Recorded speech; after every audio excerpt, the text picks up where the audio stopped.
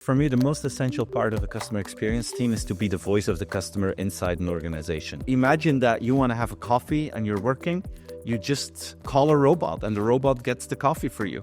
The average delivery time, to give you an example, if you order something on your mobile is 42 minutes. What are real good companies that are actually ahead of the curve or are preparing to be ahead of the curve? What are they doing differently? You need help from technology, data, AI to break the silos because humans apparently can't do it. But a great human experience that is still the one thing that creates an emotion that technology cannot do. What are the micro decisions that we want to take that lead to long-term trust and loyalty towards our brand? Welcome to the Experience Edge, the podcast where we dive deep with industry leaders, pioneers, and CX experts to explore what it really takes to create meaningful customer-centric business impact.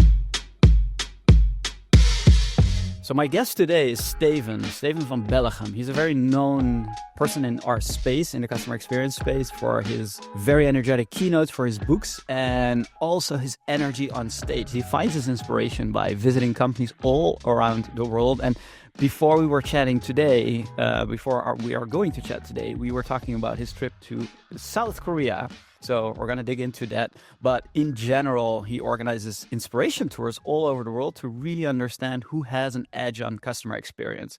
He's also a part-time marketing professor. He's a guest speaker at the London Business School. But mostly, Steven has dissected, inspected, reviewed, understood, and shared more customer experiences than probably any other person in the world. His books include Customers the Day After Tomorrow, When Digital Becomes Human, which we'll touch base on today, because in the age of AI, this is a very relevant topic. And his work emphasizes the balance between automation and human connection. So we got so much to cover today. But first and foremost, Steven, welcome to the show. Hey, Jochem, thank you. That was a wonderful introduction. I'm super happy to be part of your podcast. So thanks for the invitation. Yeah, and I wanted to speak to you about so many different things. But I think a great place to start is what I mentioned in the intro.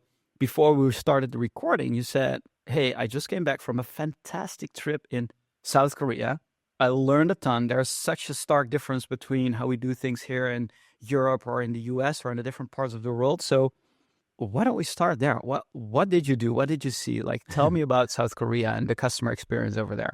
Yeah, happy to do so. So it was actually my first time in South Korea. We went to Seoul for a week. So about 15 to 20 companies, going from startups to the local digital heroes, to Samsung, Hyundai, which are called the chaebols in South Korea. And chaebol means rich clan, because the influence, you have 5 such companies, the influence that they have, like companies like Samsung, which is the largest of the chaebols, it's incredible.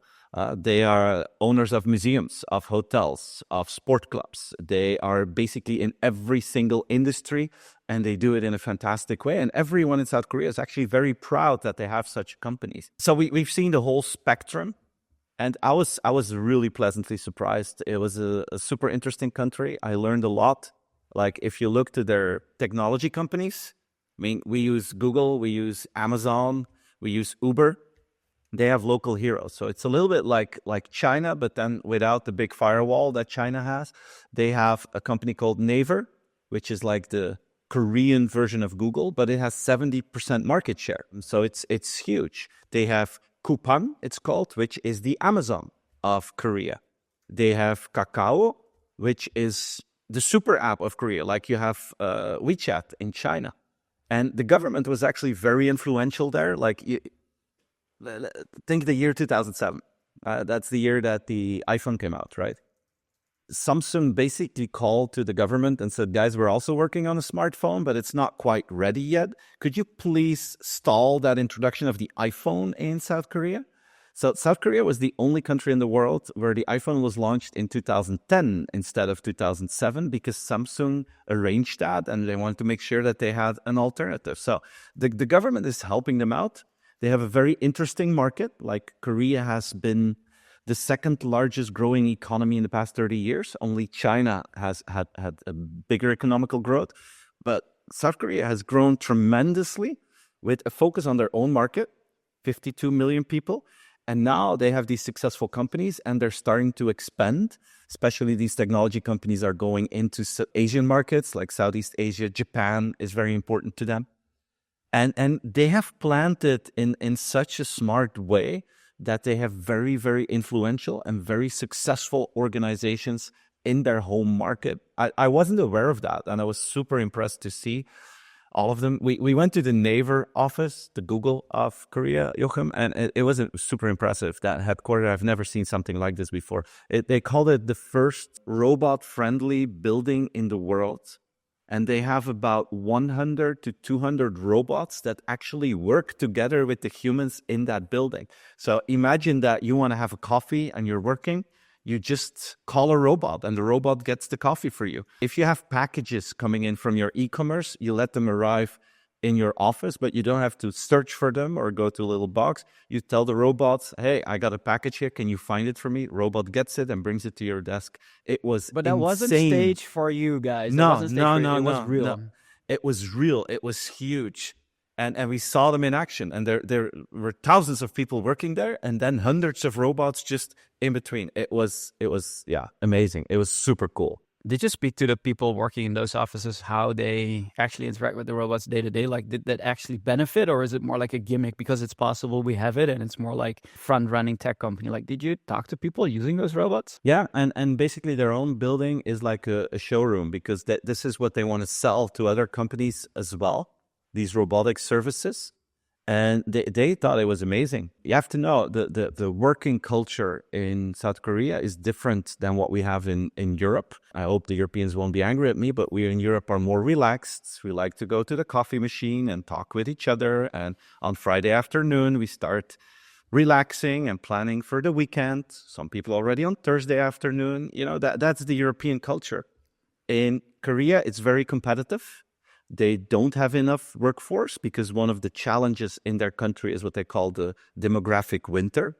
The average children that are being born per woman in Korea is 0.50 versus you need 2.1 to keep a population stable. So they have lack of resources, which creates a different mindset. That means you need to be very competitive, because there's a lot of work that needs to be done, but also the awareness, we can't do it alone. And that's why they are more open to robots, and they think it's a good way to augment the workforce with robots. So they take it very seriously. Yeah, absolutely. You always surprise me with the examples of experiences that you've seen collected all over the world. You're famous for this, right? You bring this into your books, into your keynotes.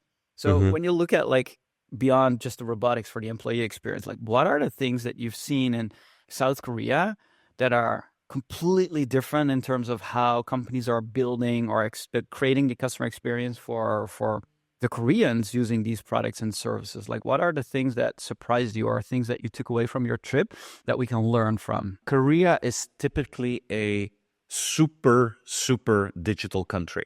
It has, I think, the highest penetration of internet users in the world, highest penetration of broadband users, highest penetration of smartphone users. They will be one of the first countries in the world that will have 6G.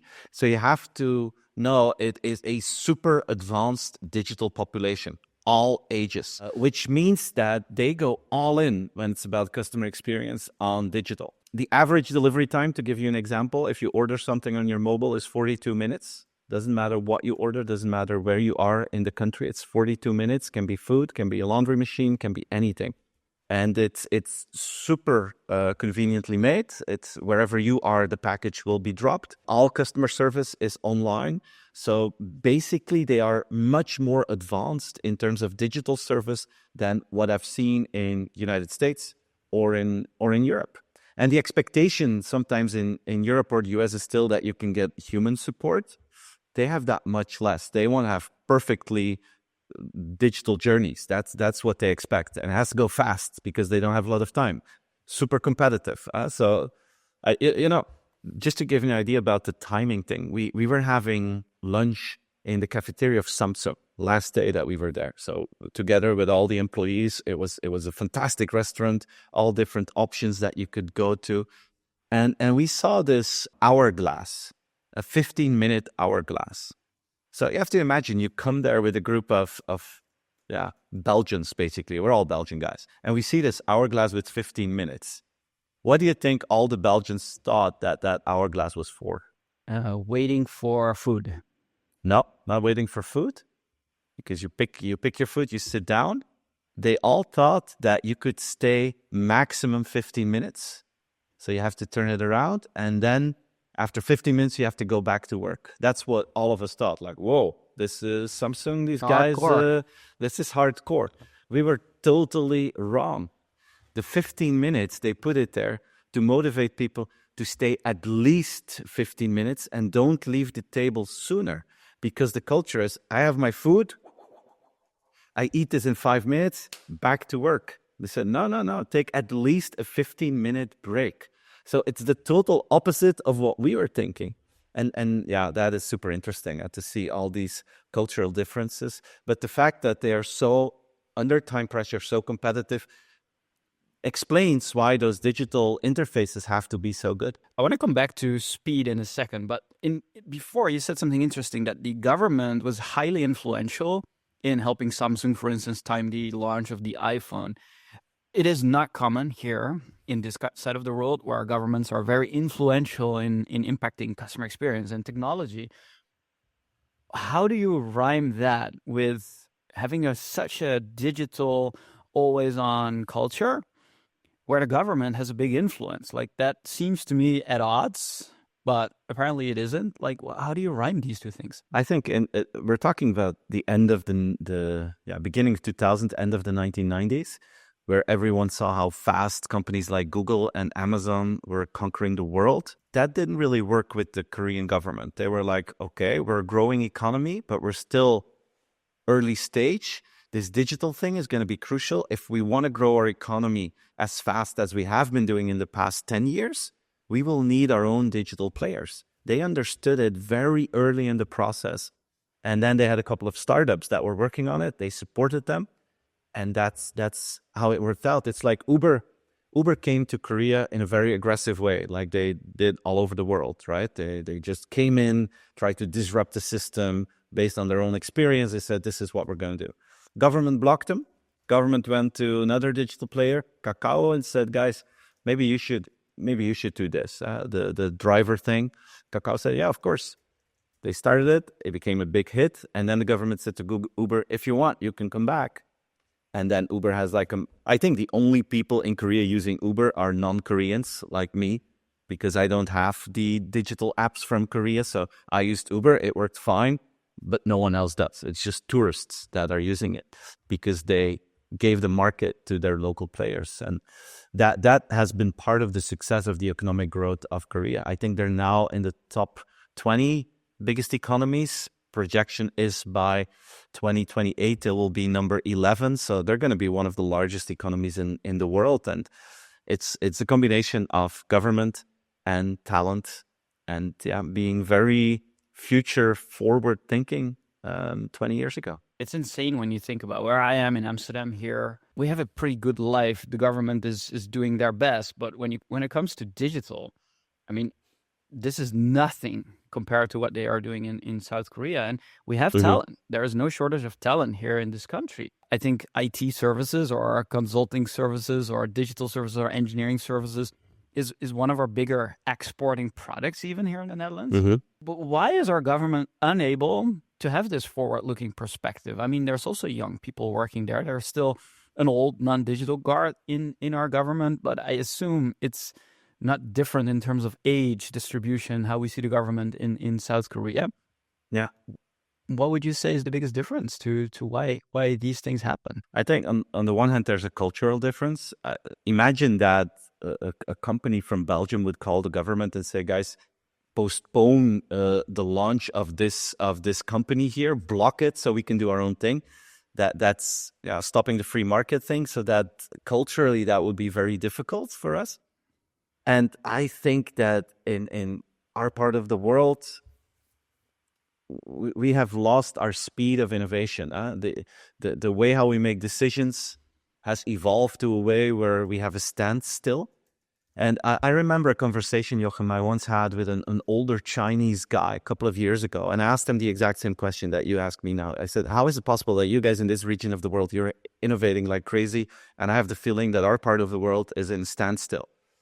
And he gave me an answer that I will never forget. He said, the reason, Steven, is that you don't have any major problems anymore to solve. And I was thinking, he said, you guys have an extremely high quality of life. I mean, you're complaining about everything, but Europe is the best place in the world to live in terms of quality of life. You have good education, you have good healthcare. It's relatively safe to very safe. I mean, you guys figured it out. So now if you change something, there's always someone who loses. There's always someone who has the feeling, oh, this is bad for me. That creates a standstill. He says in our part of the world, China, Korea, a lot of the emerging markets, our economy is growing so fast that everything we do in terms of change creates new opportunities for people, and they're super excited for it, and they see the benefits, and because of that, we can go forward. But you guys don't have any major problems anymore. You think you do, but actually you don't.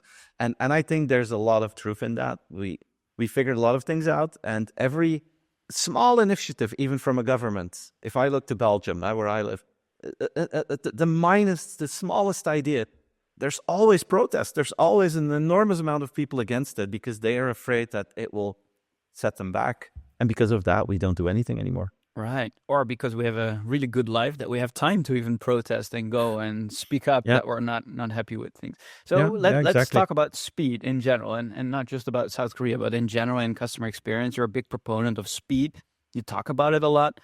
Do you think speed is everything? No, I don't think speed is everything. Speed is obviously crucial because time is our scarcest resource. I think everyone in the CX world knows that. Everything is, or a lot of our decision making is created around the idea of time as a scarce resource. We don't like to wait. We are used to real time. We're going to get used to faster in real time.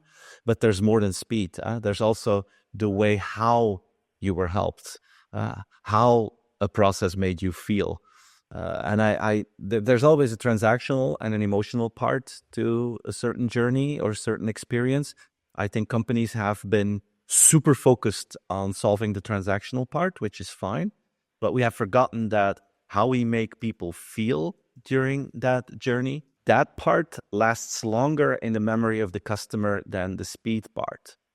Maybe you had to wait somewhere for 15 minutes, but then after that, the way the approach that they had, the way how you were helped was unforgettable. Then you will forget about the 15 minutes and you will remember the feeling that you had at that moment. So speed isn't everything. It's important, but definitely not everything.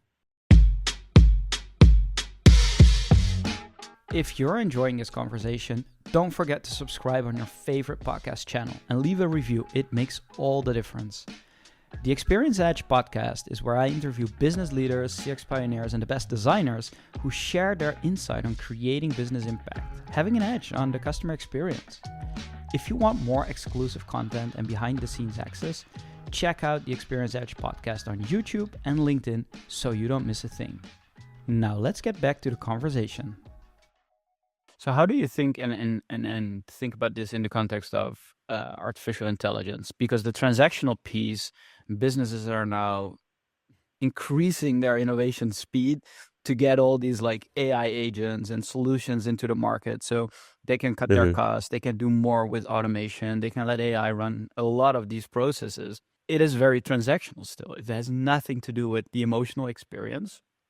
But I was thinking about this when I was doing research for our call here, for our podcast, where I can see this going pretty quickly is that consumers will have AIs acting on their behalf as well.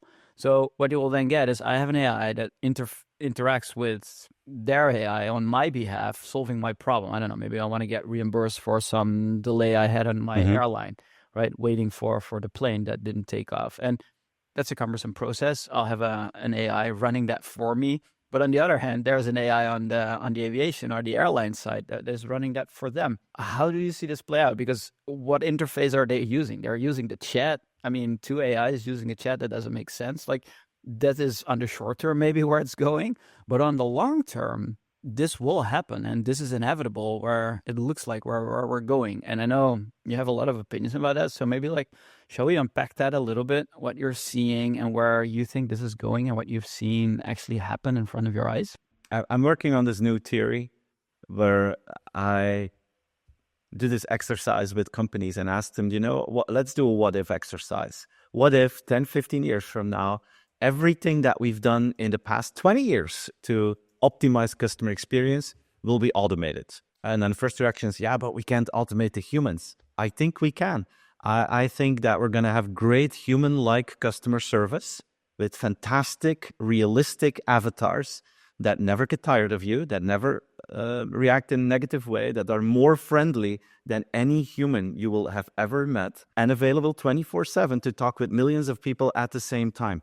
So this is my hypothesis. 10, 15 years from now, everything we've been working on in the past 20 years will be automated. Imagine that that is true. And I follow you, Jochem. I think AI agents will take over a lot of our work. The idea of being on a call and waiting for 35 minutes before an incompetent person is trying to help you and is frustrating you. I mean, let's hope that AI removes that from our world, that it becomes the end of awful customer service. But then the question is, imagine this is software that you buy. And you add a little bit of brand voice to it. So you get the software, you add a little bit of brand voice to it. So you think, oh, now it sounds like Heineken, or now it sounds like BMW. Fine. But it will be almost exactly the same experience with every company that you work with. Question, how will you differentiate your customer experience in a world like that? And that is fascinating me these days. So how will you differentiate your customer experience? Say you're going to work with a big company like Heineken, and you're going to be asked by the management team, like, Steven, come in, you need to help us. Everything is like generic. We sound a lot like all the other beer brands in the world. And when people interact with us, they have no clue that they're talking to Heineken. Like, help us out. How would you help them to make next steps and to think through what actually differentiates them? Yeah, this is a $1 million question. And I've been working on this for a few weeks now. I think the answer is relatively simple in theory. I think it will be about trust. Which brand do you actually trust? Which brand do you have deep loyalty feelings for? And I'm not talking about the kind of loyalty that we're trying to accomplish with loyalty programs.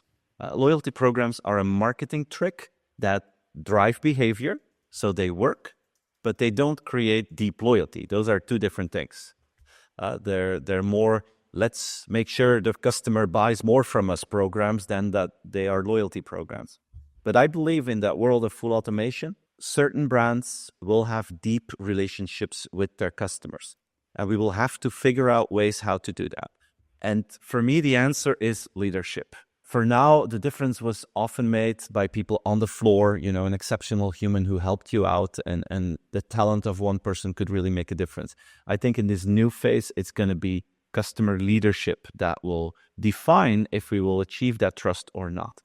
Because we will have human-like service, we will have avatars, we will have AI agents, but at a certain point, we will have to decide how they make decisions. Not just the style, not just the brand voice, but how do they make decisions? And this will be programmed. So for the first time in our lives, we will have to really define expected behavior, not from humans this time, but from AI. But you will have to write it down. What do I expect the machine to do when someone complains about A? What is our policy if someone wants a reimbursement for something that we think is not appropriate? How are we going to deal with this? And leadership will have to step up, and it won't just be on a strategic level, but I think it's also going to be on a micro decision level. What are the micro decisions that we want to take that lead to long-term trust and loyalty towards our brand? That will be an important one. What are things a company needs to actually be ready for this transition? Because a lot of them are thinking about it. There's, especially in leadership, a lot of smart people that really deeply understand these transitions that are happening right now. Everyone is figuring it out. No one has the answer. But when you look at large organizations, there's so much process inefficiency, so much silos, and also so much mediocrity, if I'm honest, what we're looking at. How do we expect those teams, those people that are okay but not fantastic, to actually be ready for this transition? Like, what are leaders, what are real good companies that are actually ahead of the curve or are preparing to be ahead of the curve? What are they doing differently than the ones that will be falling behind? Mm-hmm. But if you look at an organization and the link to customers, they're usually like three departments that really focus on the customer. You have marketing, you have sales, and you have customer service, right? And each of those three influence the customer, influence the perception, influence buying behavior. They all have great intentions. Very often they are siloed. and they work next to each other and not with each other. I think you've seen that a zillion times from your role at Daydo. That's what you guys try to accomplish and try to overcome. The opportunity now is that each of these three have data, they have knowledge. What if we bring that together?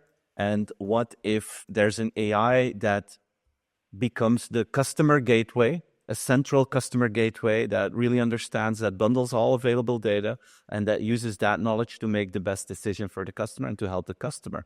It's been clear, I think, after years of trying, that it's almost impossible to break the silos. You need help from technology, data, AI to break the silos, because humans apparently can't do it. Apparently humans still, at the end of the day, it's the way the big corporates are organized. They go back to their own silo because they have their own KPIs, they have their own financial responsibilities. Very often it's linked to remuneration. So it's typically human behavior. You follow the reward. But what you and I try to do is to make sure that that customer becomes super excited. And there's only one way to do that, and that's to bundle things and to have augmented leadership, where the leader is not just looking at all his people that he or she has to manage, but where the leader also is helped by an AI to say, look, it's all great what you're saying, but this is what your customers expect. These are the reactions that we're getting from all the information that we have. I suggest that this could be the best option. Imagine, you could gamify this. Imagine that you want to train leaders. You could get questions from customers come in, and the AI could do like multiple choice. I have like 3 options here, leader. I can do A. I will tell them that it's inappropriate what they ask, and I'll send them away. B is I will listen and I will give them a small compensation. Or 3, I'm going to fully sympathize. We're going to pay everything back, and we're going to make sure that they have the best feeling in the world. What do you select, A, B, or C?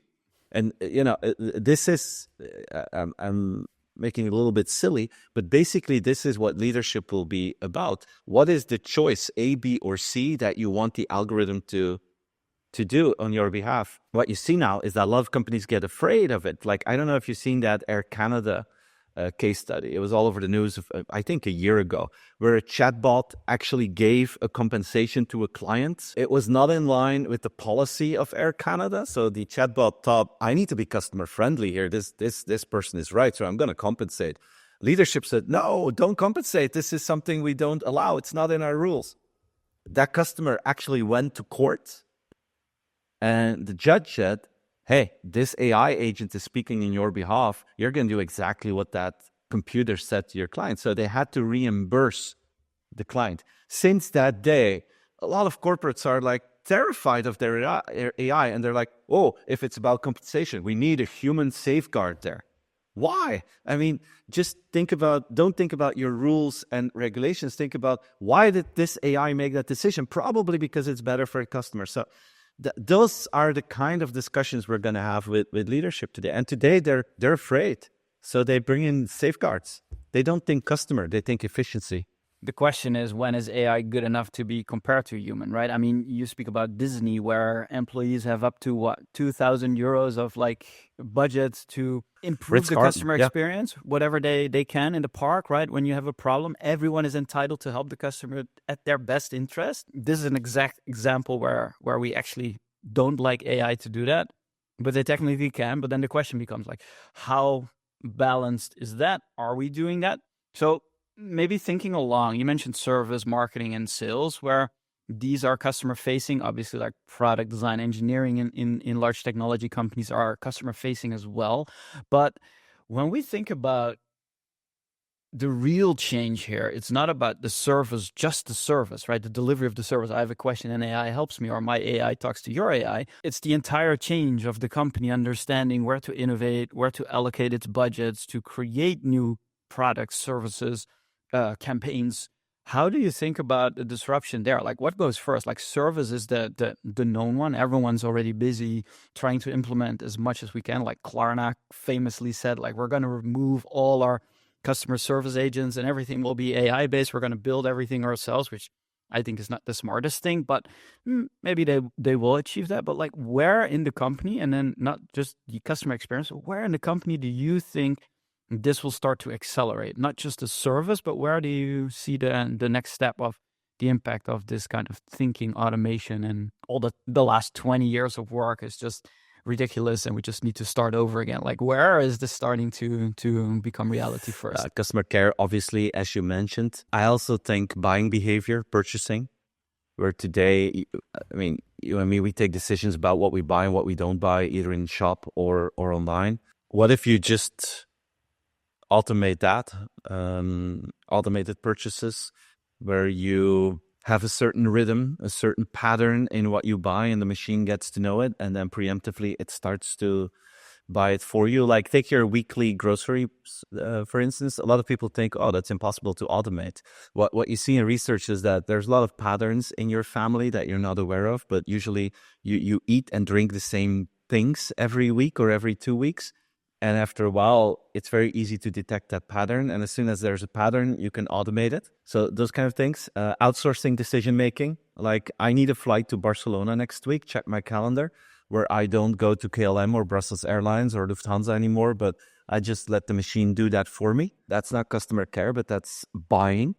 And if you think about a world like that, where you outsource certain decision-making to an agent or to a machine, what you want as a company is that you say, hey, AI thing, I need a flight to Barcelona and I want something from the Lufthansa group as an airline. Pick one of those.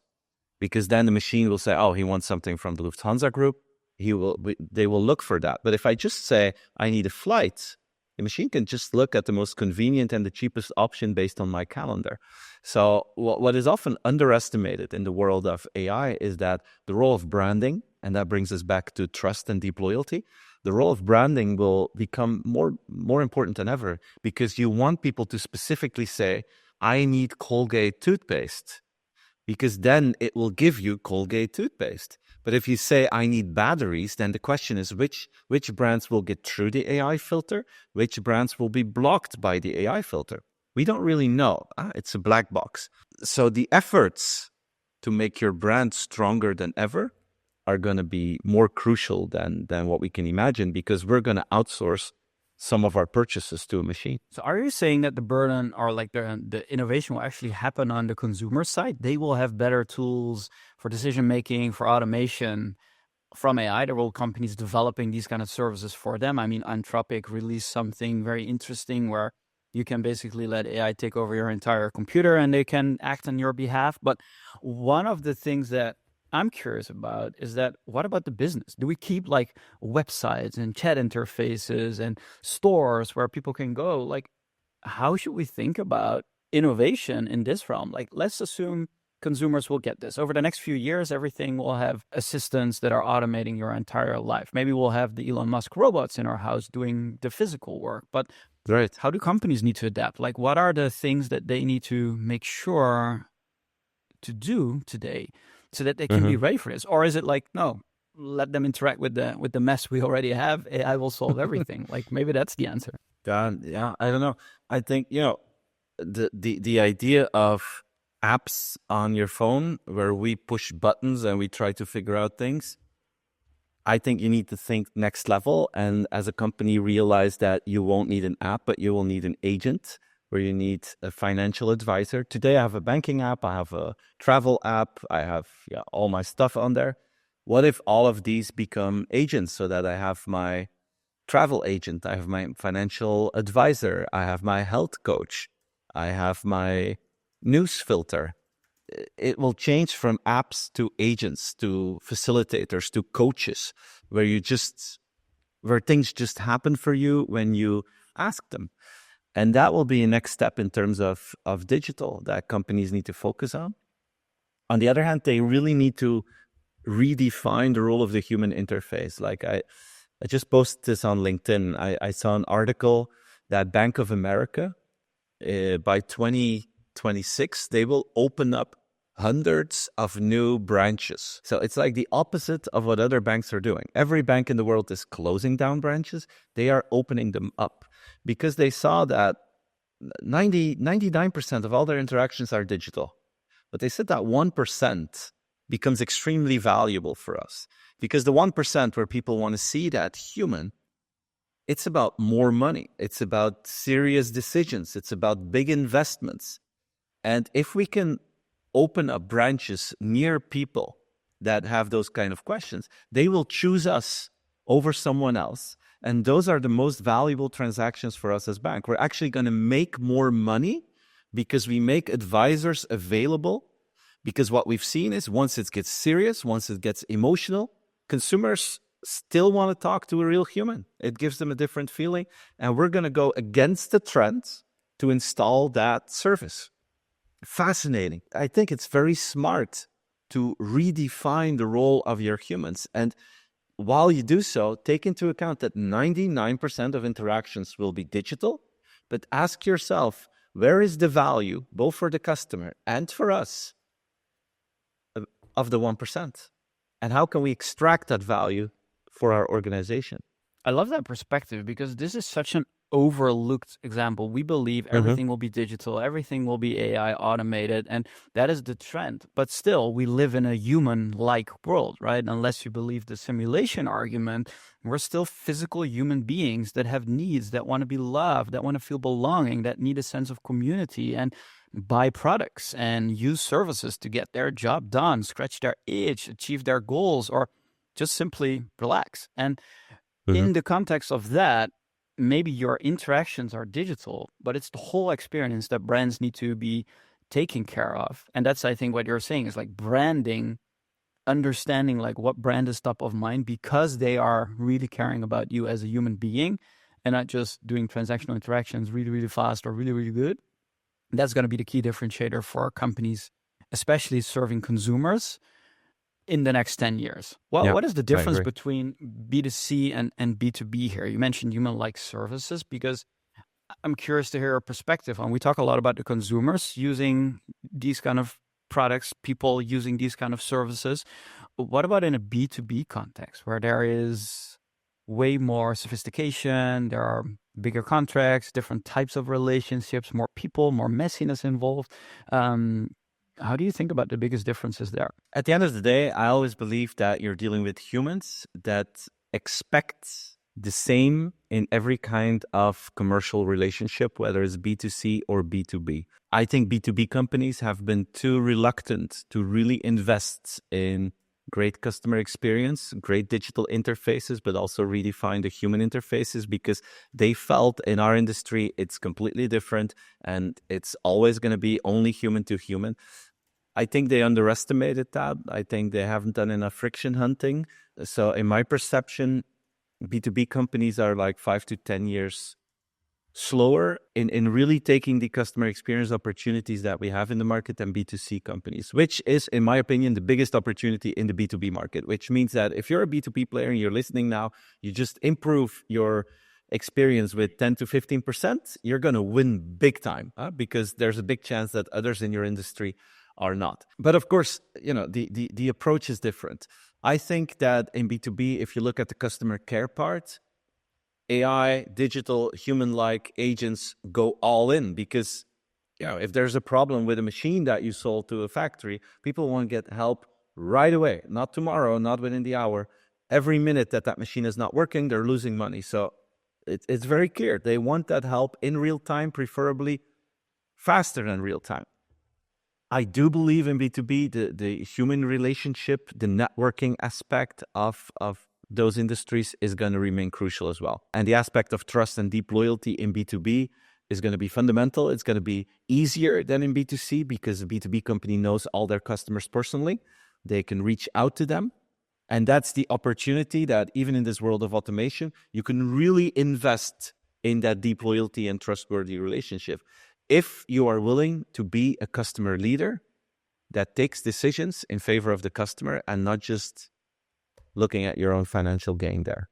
Shall we talk about metrics? Because if, let's follow your thought experiment, if everything we did in the past 10, 20 years is becoming irrelevant, and we need to rethink all of this again, everything we measure today also becomes irrelevant. And we need to think about better ways to understand what our customers need to, again, create a differentiated experience, or in B2B, create lifelong relationships with our customers. So can you give some examples of how we should rethink our metrics in the realm of customer experience, and maybe like split them between consumer facing organizations and B2B organizations that serve businesses? Like, how should we think about this? Well, I think that thanks to AI, we should evolve to a world of zero friction, anticipation, personalization.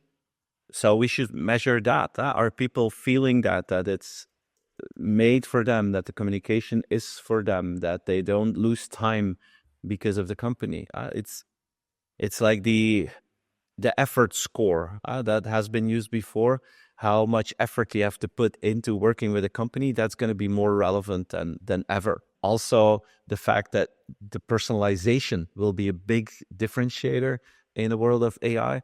Are people really feeling that service communication is personalized, or is it a feeling of personalization, or is it really personalized? That's going to be an important metric as well. On the emotional side, how does it feel to work with this company? I don't know how to measure it exactly, which skill to use, but how do you feel? What is there that goes beyond the efficiency part that we're going to push so hard? That's the second one. If friction doesn't exist anymore, let's say zero friction is possible to achieve. I know you have a lot of exercises around this. One is, you call it literally friction hunting, which is something that people should do regardless. Like, maybe you can define it for us, what friction hunting is again. When we have zero friction, don't we then have like a wonderful experience? Or should we rethink that? Like, how are you thinking about it? Maybe define friction hunting first, and then how do we get to a zero friction world? And is that really enough? Friction hunting means that with a team of people in your organization, look for the small things where you frustrate your customers, where you wasted their time, where you make it too complex without any reason.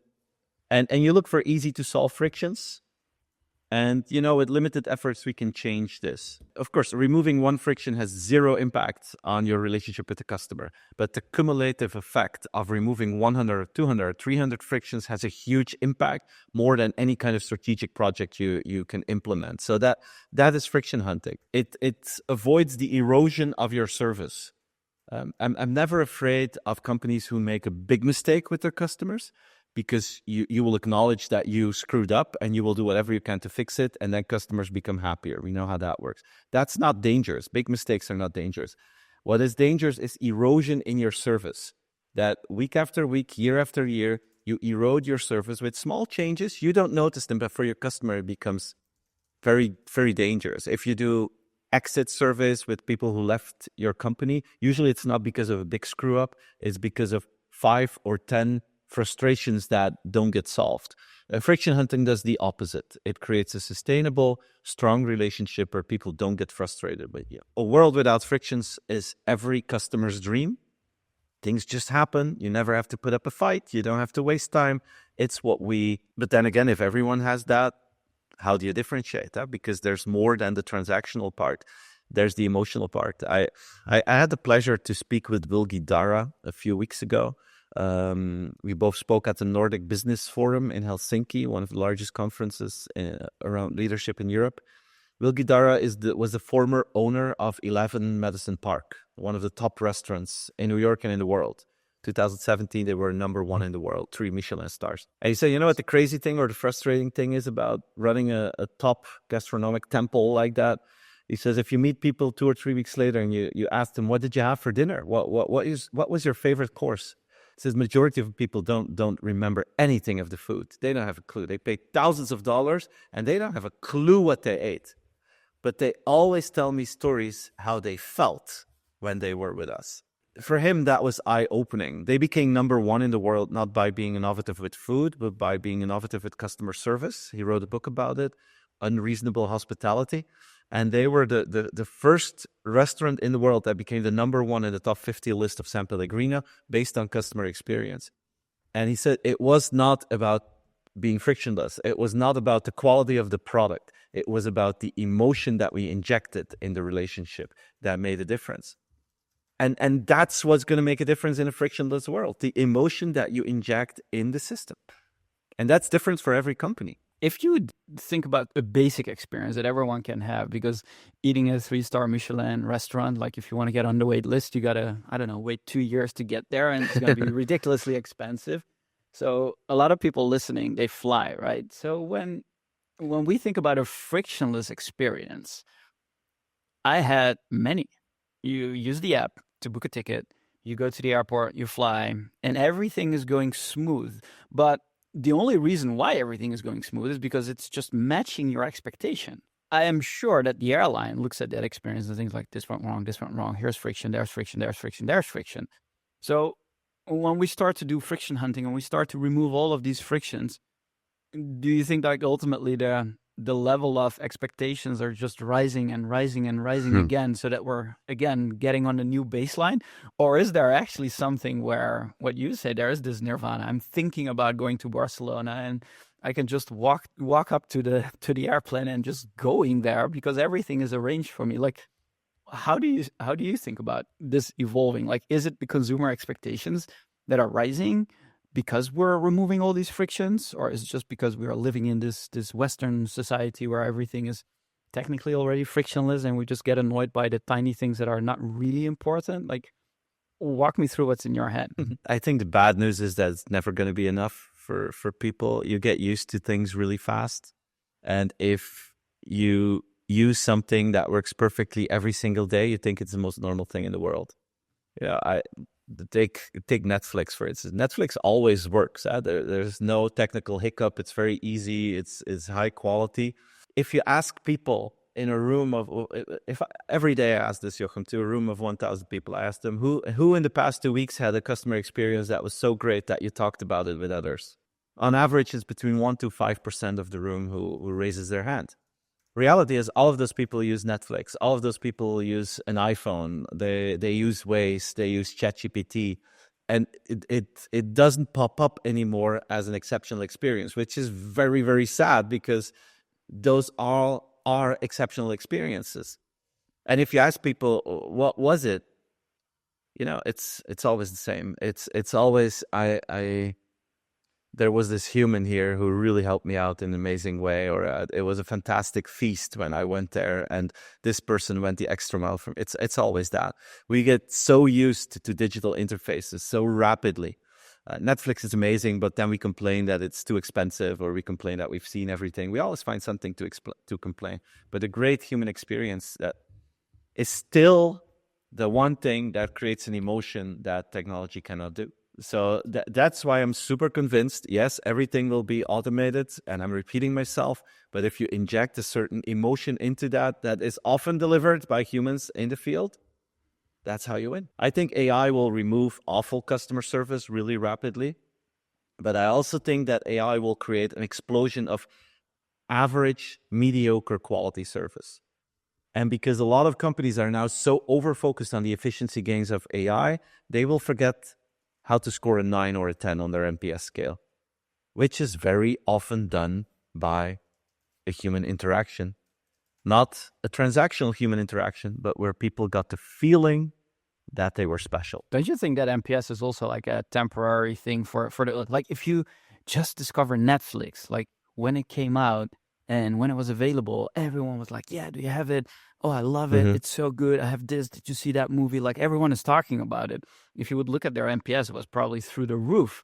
Today, would you recommend Netflix? I mean, give it a 6. Everyone has it, is my feeling, yeah. Right. So NPS is terrible, or maybe like way lower than in the beginning.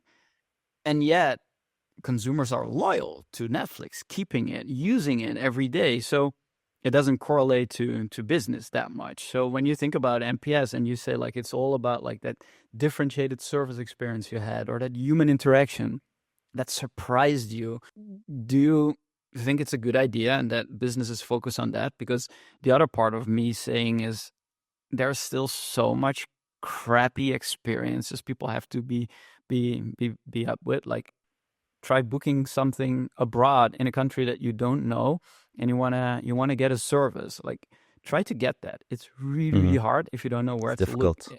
Any country, it doesn't matter, because you're not part of the culture, you don't know the rituals, you don't know what to do. And there's so much friction in all of these processes, and ugly websites and interfaces that suck, or call centers that you can call but are only in local languages. Aren't we because we're thinking about the future too optimistic that this will happen really, really fast? Maybe we are. Maybe we are. And probably you're going to have industries that are faster than others. It's not because the technology is there that everyone implements it straight away. So that's the good news, I think, for in the thought experiment that we're doing, that it probably will never happen what I just described, because you always have companies who implement things in a smart and fast way, and you have others who says, no, we have time. It's not so important. Let's focus on the way we've been doing it for the past 10 years was wonderful, so we're not going to change this. So I think the thing that I just described will never happen. I do believe that this is a point in time where it's crucial to rethink a few approaches, because there's a new wave of technology coming, which will lead to a new wave of companies that will come, and that will lead to a new wave of expectations. And it will change the role of interfaces, it will change the role of humans. And I think it's a smart thing to do it now, because the transformation won't be that easy, because every investment you do in AI has an immediate impact on your human workforce. It changes immediate, so they go hand in hand, and it will take time to learn new skills to humans, to adapt the processes, to make sure that you're ready. That might take 8 to 10 years before we are actually in there. If you look to the evolution of mobile, which was also a wave like this, it created new companies, it created new expectations, new behavior. But it was only after, let's say, 2014 that it really took off, whereas the iPhone was launched in 2007. The really cool things happened in the second half of the S-curve. Imagine that we have the same thing. Let's say that November 22, when ChatGPT came, was the beginning of the real explosion of the world speaking of AI and seeing its possibilities for the first time. If we would have the same waiting time, it will be until 2029 until it really takes off and companies really integrate in everything that they do. That would be my assumption. And then we will see who's done a great job and who hasn't. That will create victims and people who win. Among the people who win, question is what will they do different than the others today? We're going to discover that in the next few years. What is the role customer experience team specifically, or designing the experiences, have in this? Because it sounds like you need your business leaders to have certain principles and new guidelines for how the business can act and behave in a world like this. But what are the specific things customer experience professionals need to do today differently than they used to do? That's a good question. I think they have to make hypotheses. Customer experience teams have done wonderful work in terms of optimizing customer journeys, making sure that the frictions are removed, that we have an easier flow. That good work has been done there, and of course you can continue to do so. But looking at the moment that we are in time, I think they should try to build a scenario of what could customer behavior look like in 2030. How will people buy? What kind of service will they expect for a business that they are in? What other services could pop up that kill the way that we do it today and that really could spark innovation through our industry? Build scenarios for the day after tomorrow. And then reverse engineer it back and see, okay, if this would come true, or if we want this to come true, you can take a lead. What do we need to do today as first steps to move into that direction? I think this is a good time, not just to focus on tomorrow or today, but also to look at day after tomorrow and try to be creative there. And the good news is if you create the scenarios yourself, you're in the lead to implement them. Don't let others do it for you. I think that is an important piece. And also the brand aspect, understanding what makes us different versus the other brand, even though we both sell toothpaste and some other products. That is where I believe experience is the differentiating factor, and it's not just the experience of buying it, but it's the whole experience of doing business with you as a company. Do you think there is an opportunity for people listening that are in customer experience to take advantage of this? Because the other part of this is that we have done a tremendous job in removing these frictions, creating great customer journeys by removing friction, but we're still not seen as the essential partner of the business to get us into the next stage of the company. And because the business is so oriented towards optimization and efficiency gains, we might lose the race, or we are already losing it, because what you're saying is like we're in the beginning of the S-curve. So those who are doing well today will be the winners of the future. But customer experience teams actually are the ones that can drive this conversation more so than the functional efficiency business leaders that are only looking at optimization. Do you think that's true? Yeah, for me, the most essential part of a customer experience team is to be the voice of the customer inside an organization. Every time when someone comes up with a great business idea, great opportunity, that the CX team is the voice of the customer. What would the customer say? What is the value for the customer? How can we implement this in a way that it really contributes to customer happiness? That should be their role. And then, of course, not just being the defender of the customer, but coming up with ideas on how to translate the business idea in such a way that we can implement the business idea, but also in such a way that it brings value to the customer. I think that is their role. And it should be more than measuring NPS and just sending reports around this and being super, super operational. I think a CX team needs to think about what is the customer looking like and what is customer behavior looking like in the day after tomorrow. Be more strategic, and then they will also take you more seriously. What are the things they should be stopping to do right now? What are things like measuring more NPS, sending more surveys? Like, what are these teams? Because they need their time. They need to free up the time to do this. Mm-hmm. What do you say to them when they ask you, like, what would we not be doing moving forward? Stop making huge reports about customer insights. I mean, don't come every 3 months with a new strategic document or every 6 months. On the one hand, come with very concrete actions. Work on it today. Make sure you have hundreds of small changes and that you create a movement in your organization to, listen to feedback and act quickly. Fast feedback loops, fast action loops. Create that. And then second thing is be visionary. Be focused on day after tomorrow. Have the capability to reverse engineer it back to today and tell your company, look, this is where the world is going. These are the steps to get there, and make sure that you make it very tangible, very clear how it brings value to the organization and how it brings value to the customer. Which organizations are doing this really well? Which brands do you think got this, like based on your experience? Like, who stands out in today's role? Chewy. Chewy is one of my favorite brands. It's an e-commerce player in the US focused on selling everything linked to pets. They don't sell to pet owners. They sell to pet parents is how they call it, because an animal, a dog or a cat, is very often part of the family. And so people treat it like it's almost a human. Their CEO is really into customer experience. He is obsessed with it. And he is probably the CX leader of the organization. Just to give you an idea, they have an oil painting department in their organization. Oil painting department is looking for pictures on social media of their customers. And if they get a message that a pet died in a family, they look for pictures. They make a little oil painting and they add a little card to it saying, we're very sorry that your pet died and hope this gift is a great memory to the joy you had together. They don't send one oil painting per week. They send about 1,000 oil paintings per week. So they create ambassadors and people who love them every single day.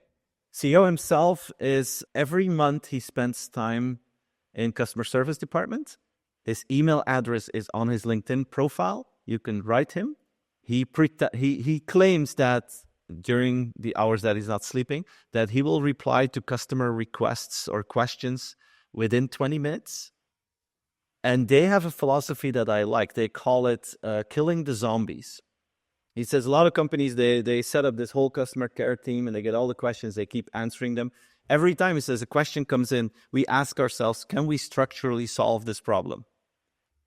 And then he says that we make a team that structurally solves the problem. We call them the zombies, killing the zombies, because otherwise we get this question a zillion times in the next 2 or 3 weeks. So let's just solve it so that we don't get that question anymore. And it's so simple and so making sense, but there's hardly anyone who does it like that. And they are organized in that at flow. And I mean, I've been studying them. I've been listening to podcasts of their CEO. It's you would love it, Jochem. They're a brilliant company. Like everything we talked about, they work on those things. So it's very interesting to follow.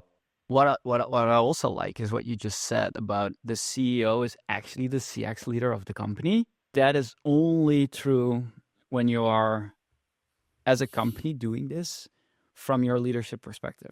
Because it's not a Exactly. function, it's not a silo, which it is. Like, I'm the CEO, I have like 5, 6 different C-suite offices below me. Typically, CX sits in operations, and it's a very functional part of the company to make the customer experience work.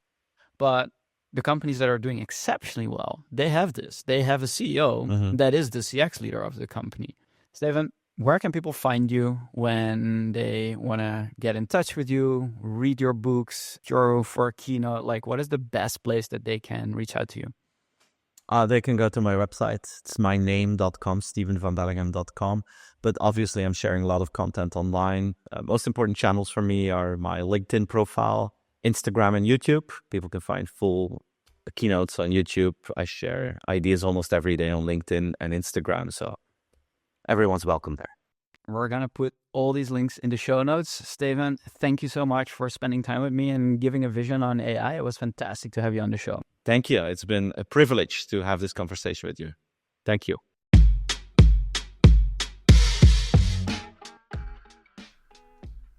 All right, and that's it. Thank you so much for listening. If you found this valuable today, don't forget to subscribe to The Experience Edge on your favorite podcast channel, leave a review, and share it with your team. I'd be delighted. Today's episode was brought to you by Daydo, the AI journey management solution for enterprise. To have an edge on your business strategy and to know why your customers do what they do, visit daydo.com and explore more resources to accelerate your customer experience game.